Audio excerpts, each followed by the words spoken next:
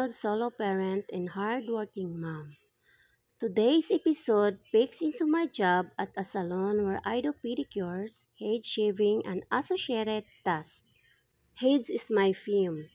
It's a day in the life profile of me, Nell, solo parent and hardworking Filipina mom who juggles her responsibilities as a nail technician and local barber with resilience and passion.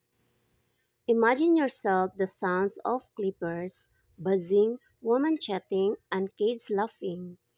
Inside is my coworkers and me now solo parent, the pedicure queen, head shaver supreme, and one of the hardest working moms you'll ever meet in this corner or area of the Philippines. Every day, I prepare my tools, nail kit, clippers, towels. I smile while organizing and getting ready for my first customer.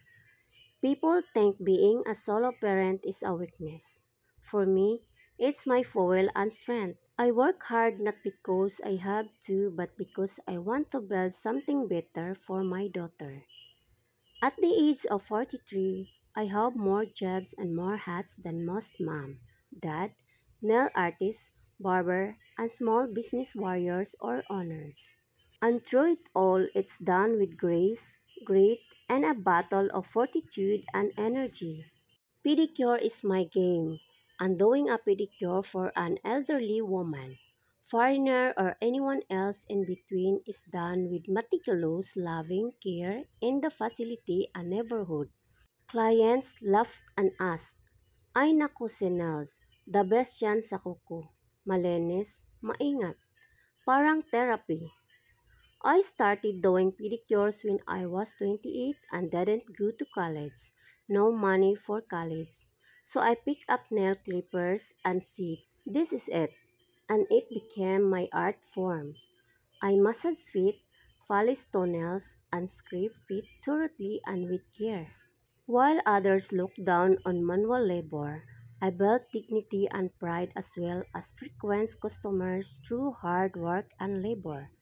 My pedicure skills have become a local, reputable, reliable, and artistic adventure. Shaving heads is my theme, and I can give haircuts and shave beards. When the pandemic hit, barbershops shut down. That's when I pick up the clippers and keep things going. What started as favors for friends and neighbors turned into another hustle, and soon a reputation. People lined up for their pedicures and haircuts. Customers thanked me after a clean shave. I never trained in a salon. Lahat sa YouTube ko lang natutunan. Practice, tiyaga at konting dasal. Being a solo parent, you have to find a way to survive and make income. Family can morally support but not financially. As a solo mom, every peso counts. Every tip, every client, every late night goes straight to my living and daughter's future. Sometimes I skip meals just to buy her school supplies. Pero okay lang, basta hindi niya mararamdaman ang gutom ng buhay. My daughter and I are now attending caregiver training to increase our opportunities and be independent and progressive. Kapag may talent ka, huwag mong ikakahiya. Gamitin mo yan. Gupit lang yan sa iba, but for me, it's my badge of honor.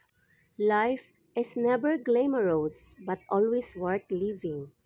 Pedicure work also consists of washing towels, sweeping hair, polishing nails, counting coins, and cooking for my daughter at night. I don't wear heels to work. I wear slippers, tired hands, and unwavering pride. That's me, Nell solo parent, pedicure expert, and the local queen of thieves. If there are no customers, I keep busy, cleaning or sitting in the section with a proud but humble look. I may not work in an expensive or big salon or earthing shop, but it's my income and provider. And that's real success. Thank you for subscribing and donating to my channel. We are family. See you next episode.